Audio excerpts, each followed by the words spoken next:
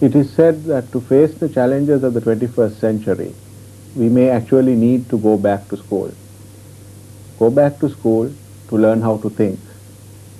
My guest today is an expert in this field. He can be described as an authority on thinking and management, as well as a specialist on innovation and change management. He has a PhD in management from the University of New York, and also is an accredited trainer for Dr. Edward de Bono, the pioneer in the field of lateral thinking.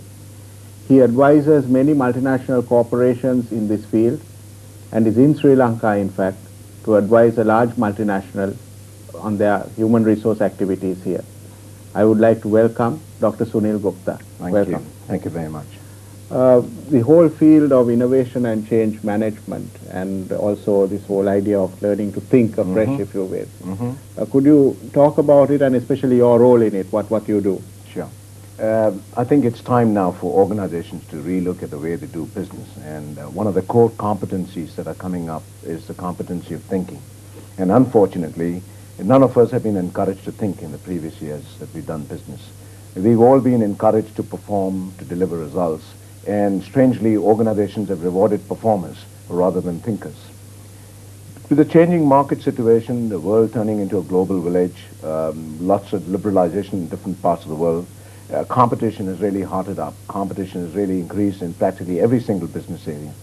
I would say there's never been a time before where the need to think has been so great as of now. And the new millennium brings about this greatest challenge for us to relook at the way we think and question every single thing that we do. And that's where perhaps Edward de Bono's approach and methodology of thinking and innovation fits in beautifully. The reason being, if we do not deliberately look at thinking as a process, and we just do it in a very cursory, in a very lackadaisical manner, we will not be perhaps to be able to get the results of our thinking efforts. So where we come in is basically as change agents to insist that organizations spend a lot of time and effort in seriously looking and thinking on several issues, even things that are working fine. Because a very traditional view of thinking is that we need thinking only when there's a problem. And what we're saying is not to really look at thinking when there's a problem, but even when things are doing hunky-dory, everything is wonderfully fine, business is booming, everything is great. Perhaps that's a greater need to think at that time, because if you're looking at improving the business, that's a great opportunity to look at thinking there.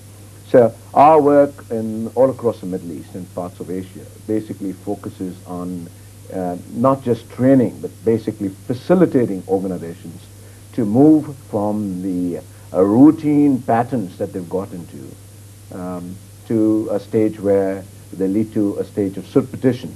And that's a phrase coined by Edward de Bono, and a book by the same title as well, to surpass competition. The only way to surpass competition is stop looking at problems and start looking at opportunities. Out here in Sri Lanka, I think we are just coming to grips with some of these challenges, especially vis-a-vis thinking, because the concept of thinking out of the box for a long time was not considered to be the done thing, especially given the way our hierarchies and structures have been established. Sure. So for a country like this, and I think this is your second visit here, as you see it, what are the challenges we face, and how can we overcome them, especially in this field? Okay.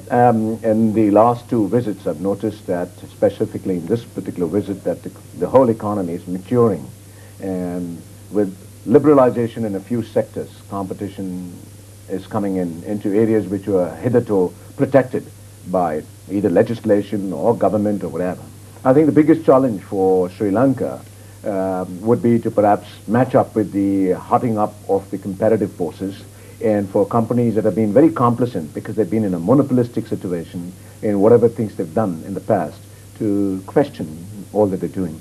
And for newer companies that come in to compete with the older ones who enjoyed for so long the monopolistic situation, would be to perhaps do things much better than those who've been so long in this marketplace. Let's say there are companies that have been for 20 years totally protected by legislation.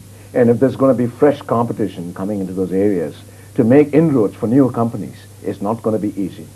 So the lesson for Sri Lanka would be that the companies will have to think smarter in order to be competitive. And if they don't think smarter and not better than competition, lots of businesses may perhaps fizzle out in this whole race. So I think there's real challenges: thinking, innovation, creativity, doing new things, and thereby ensuring that the older ones remain in the marketplace and the newer ones still are competitive enough in grabbing a piece of the pie. So could you maybe give an illustration in your experience, especially in the Middle East and elsewhere, of how this could, in concrete terms, actually help a company, for example, achieve a better bottom line following your approach? Sure. In fact, traditionally, again, we're so conditioned in looking at controlling cost. And the moment we look at controlling cost, we think we're being competitive. Because if we control cost, we think our margins are much better, we're able to sell better. But that's not true, because comes a time in business where everybody's controlling costs. Everybody's perhaps trying to undercut one another. And the only differentiating factor then that remains is virtually something different that an organization can do. So our experience, which is with the Middle East, where markets have been complacent for many, many years, has also been similar, where organizations have to create a differentiating point for them to survive in the changing marketplace. Now, for them to survive in the changing marketplace, they've had to do things differently. Now, the only way they could do things differently is to think creatively and relook at every single thing that they were doing. Even if, as I said earlier, things working fine, question them. Question the logic of doing things in a particular way. Maybe they're wonderful. Maybe there's no other better way. But as we say, good is the enemy of the best. And quite often we stick to good ways of doing things. We don't look at better ways to do things. The whole philosophy of thinking is to always search for better alternatives, better ways to do things. So the moment organizations start focusing on better ways to do things, the opportunities will be so many. And we will be out of the rut, out of the routine, doing things that were traditionally thought to be unthinkable, but will be successful. And that's been our results with even governments, by the way, in the Middle East. One of our biggest customers is governments in the Middle East who are beginning to question traditional ways of looking at businesses, looking at structure, looking at bureaucracy, looking at government legislation, government controls, and so on. A good example that I can share with the viewers today is the government of Dubai. The government of Dubai is a great example of using lateral thinking as a process into many, many areas that they operate on. Simple things like getting an industrial license. The whole procedure is so simplified. Instead of 10 different forms and 20 different things to submit along with an application, it's one simple form. And the form has in bold capital letters right on the top of the form documents that have to be submitted for an application to be accepted. So if you don't have those documents, don't even submit it, because it saves your time, saves everybody else's time. Within 24 hours, 48 hours, you get a response from every single government department that you approach in Dubai. Not only that, reissue of those licenses, which is revalidating them and getting for an extension and renewal, is so easy. You don't have to go to the government department anymore. They've got post boxes that are there in every major post offices. Without any postage stamp, you deposit your application into the letterbox. Your application comes back renewed into your post box. Now, that is how governments are thinking as well, because governments are realizing there's so much of inefficiencies, and the reason being nobody's ever thought about those areas. Nobody's ever looked at them. They're old systems, old forms that they've just continued over the years, and nobody's had the guts to stand up and say this is wrong and there's another better way to do it. But the moment people have acquired thinking as a competence, they started to question and say, gee, this is not right. Maybe this was good for 20 years back, but for today's business, this isn't right. For today's government, this isn't right. We've got to take a short break right now. Okay, thank you. When we come back, the 6 thinking hats. For deliberate and serious creativity, we need parallel thinking.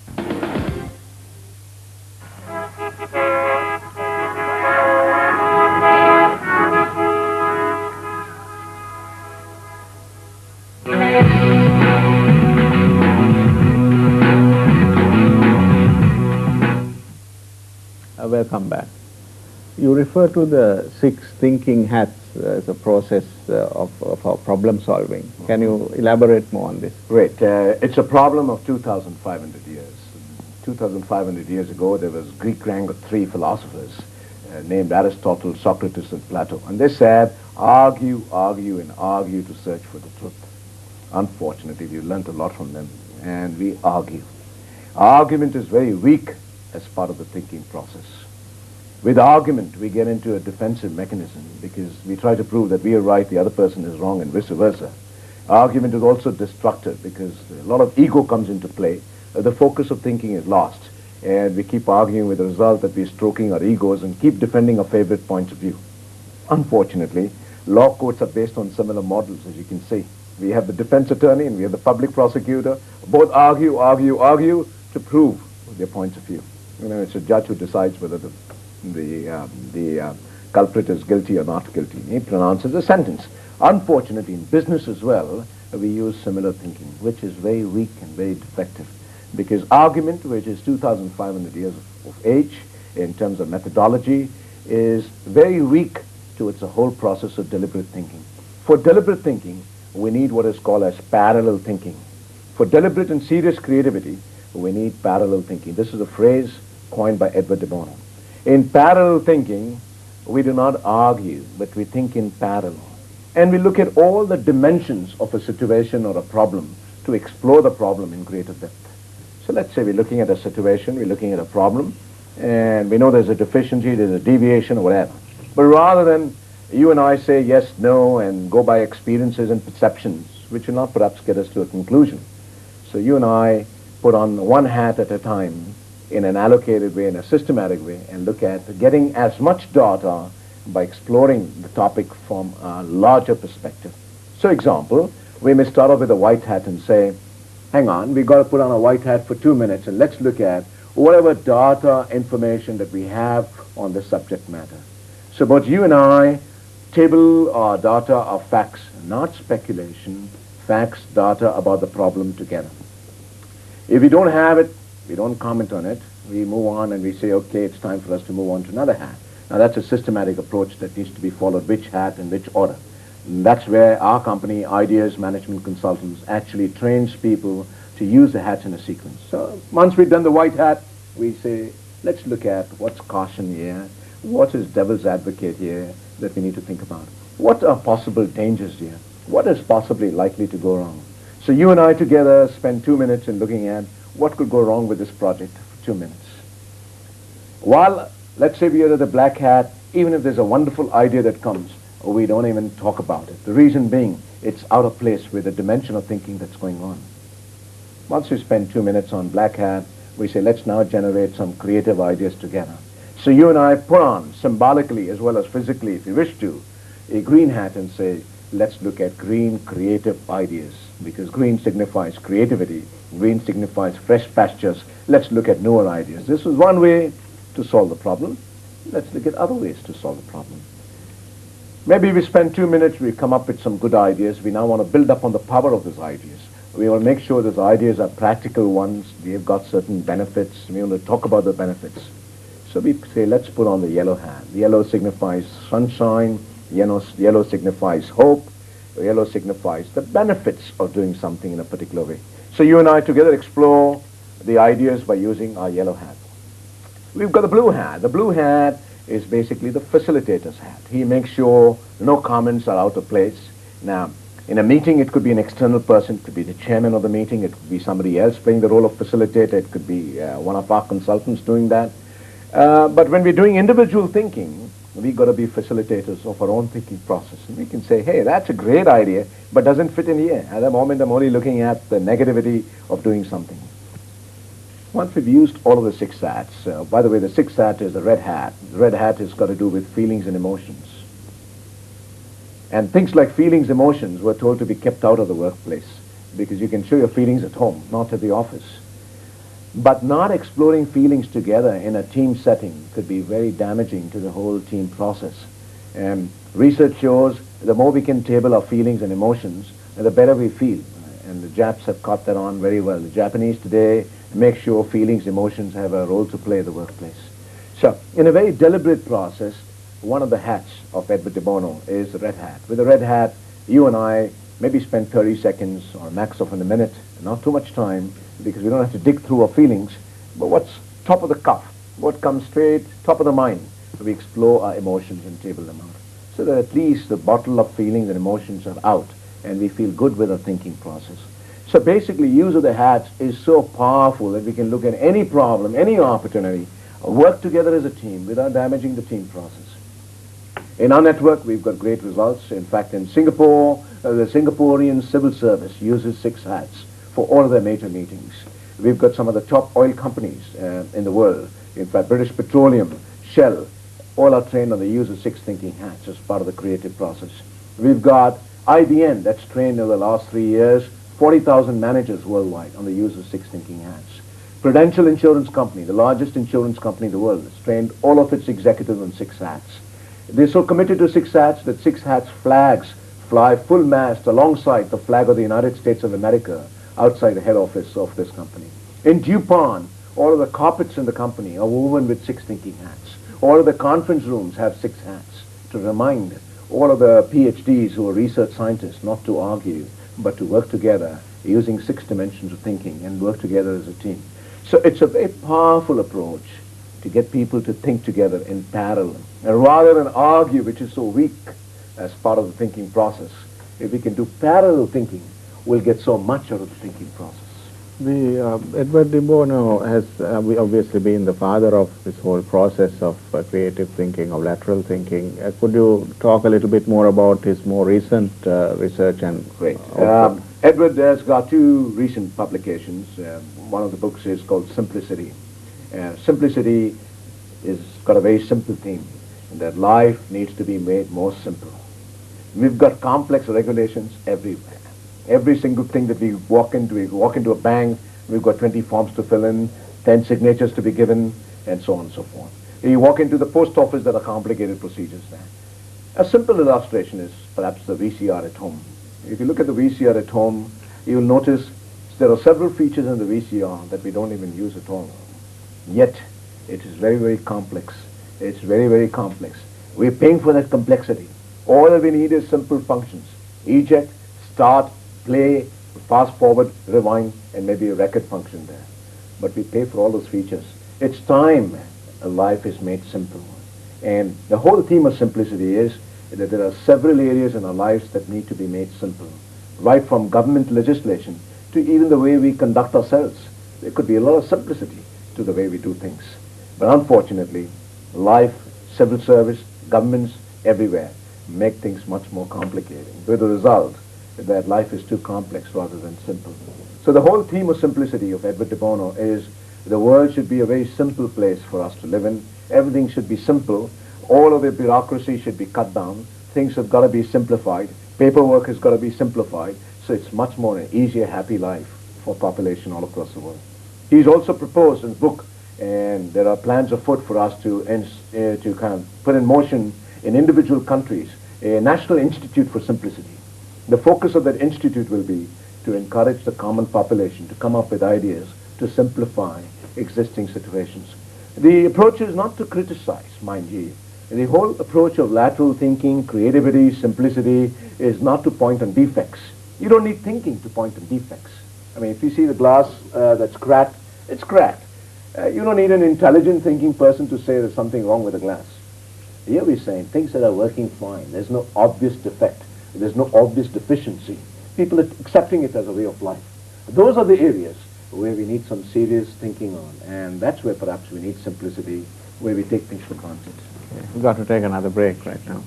When we come back, thinking in the 21st century. The best way to prevent a conflict and to solve a conflict is design-oriented thinking. Think yourself, don't you, Mr. Adrian? Well, we haven't even started interrogating you yet.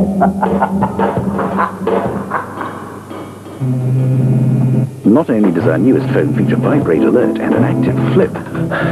Hello, help. I'm an agent of... Sorry, wrong number. It also has voice dialing. Headquarters.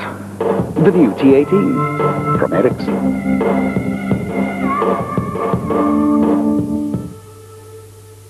Now the T18 comes power-packed with SMS.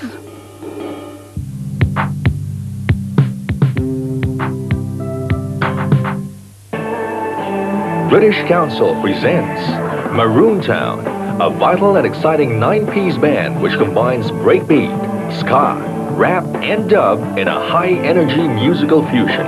Friday the 25th at 7:30 p.m. at the Maharaja TV Park Open Air Theater. Welcome back. In Sri Lanka, we are very used to being judgmental. I mean, somebody is right, somebody is wrong, and I think my personal view, at least, the conflicts that we have both in society and some are acrimonious and violent, as you know, our own ethnic conflict, stems from the fact that somebody always wants to be right. I mean, there is no effort to look at problems in a common way. How has the Edward de Bono approach been used in the context of trying to solve national issues? Oh, wonderful. In fact, we've got current reports that Edward de Bono has been asked specifically to help out in the Irish crisis. We've had other situations in the corporate as well as in the civil service sectors in different parts of the world. For example, in Singapore, in Malaysia as well. More recently, the use of lateral thinking and six H's is being made in the civil service. So this goes to prove that perhaps these tools have greater efficiency and effectiveness within the civil service, because civil service traditionally is very, very judgmental in everything that they do. And there's very little creativity in civil service in many parts of the world. There's set ways to do things, and that's followed without questioning other obvious ways that would perhaps be explored. I'm told that Dr. Mahathir Mohamad is a... Absolutely. He is totally committed to the whole process of lateral thinking and to the process of six H's. In Singapore, it's mandatory for the ministers. If they have to be ministers, they have to go through the whole process of lateral thinking and thinking tools. In Singapore, even thinking lessons are now made mandatory into the school system.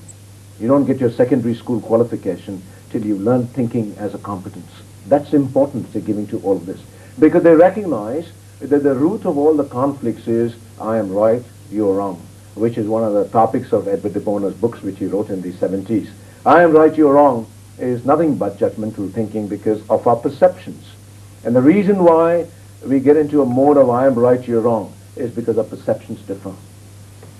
You and I may look at the same situation, we may perceive it differently.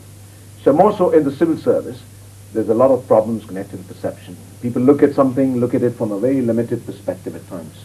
And people on the other side look at it from a different perspective, which could also be very limited. And that's perhaps a cause of conflict, because with two different perceptions, two different ways of looking at the same situation, common ground for agreement is very, very limited. So we need a methodology where people can see the big picture, people can see and widen their perceptions.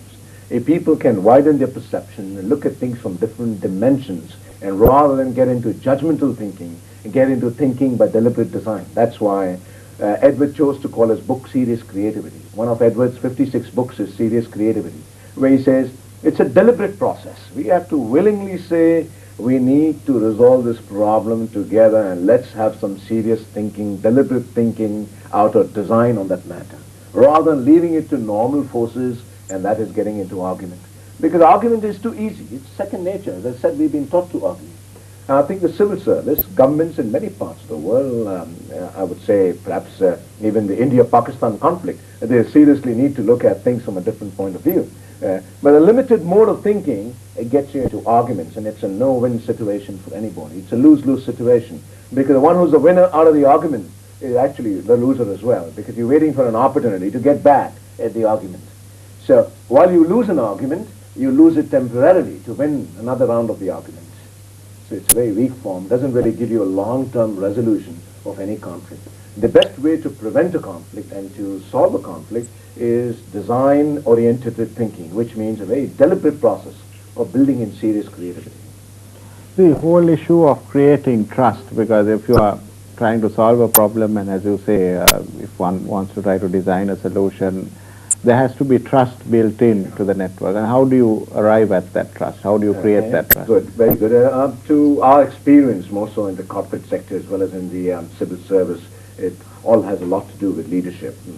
If the leadership is strong and the leadership is very determined to resolving a situation, resolving a problem, then it's much easier to build in the trust and get the parties to sit together and do parallel thinking.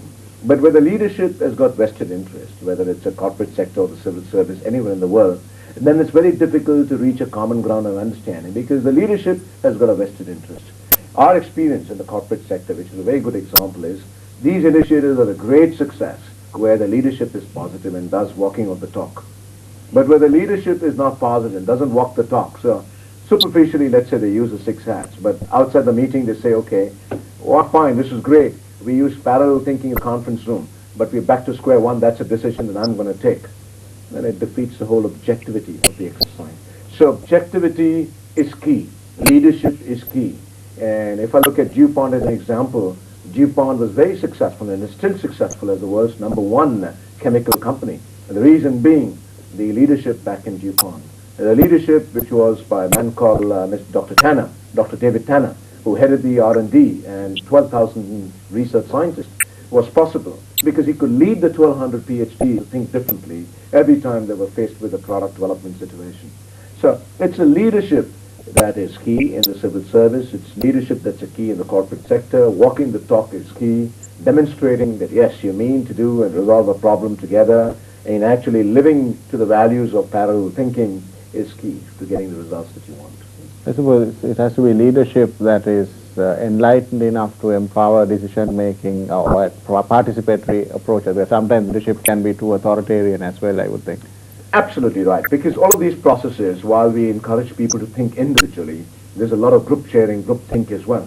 And if you're using these processes in a group think or a group situation with group dynamics in force, we are going in for a very participative approach to the thinking process as well. While we're going in for this participative approach, we do need leadership and that has got a listening ear to the people in the organization, in whatever is the situation, institution, and so on. And listening to the voice of the people, listening to people's ideas, giving it serious thought, using less of the black hat. More often, civil service loves using the black hat. Can do it, not possible, we've tried it before, the party is useless, we've done it before, look at what we trusted and look at what has happened, we relax this and look at the ripple effect of that. Civil service tends to get into more black hat thinking rather than any other creative process of thinking. And that's where perhaps civil service, very logically speaking, civil service needs 6-dimensional thinking. They need the creativity, they need the green hat, they need all of the thinking process for them to think differently.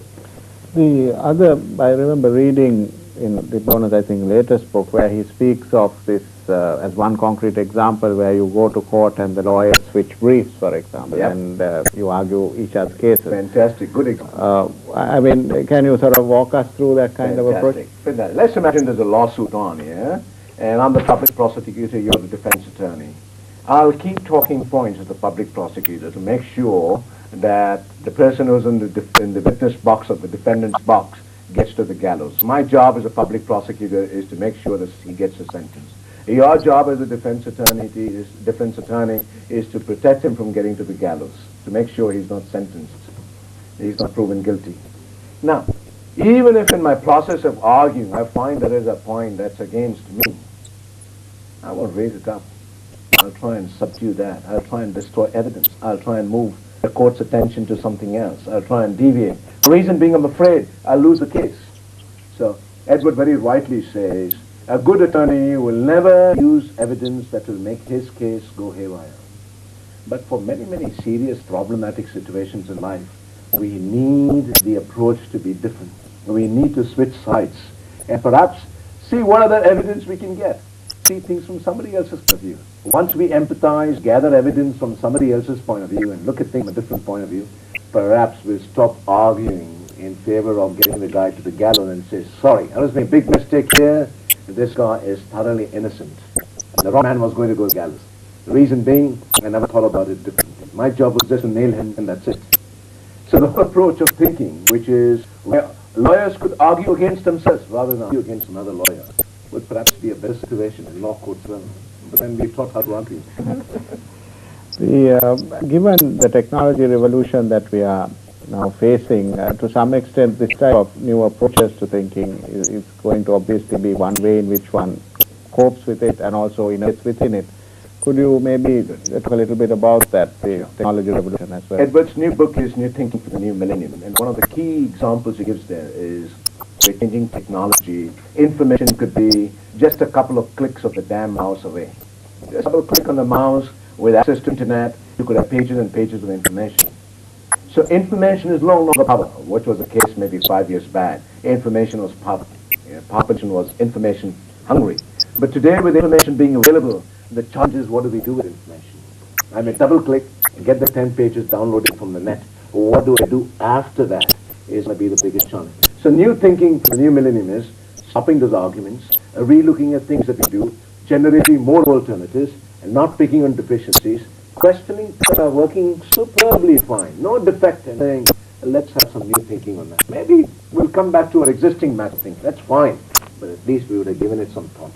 And that's new thinking for the new millennium. On that note, Dr. Sunil Gupta, thank you very much. My pleasure. And thank you for inviting me to the studios. Thank you, and all the best. My guest today was Dr. Sunil Gupta. The topic was learning how to think. I'm right, you're wrong. I win, you lose. Do we really have to look at issues that way? Do there have to be winners and losers? Cannot we all be winners? These are the challenges facing us in the new millennium. Equally, there are challenges that face us in Sri Lanka today. Can we detach our egos from the way we look at problems? Can we focus on solving problems rather than trying to win on every issue? I think this matters to us all. This is In Black and White, and I'm in the Morocco. Good night.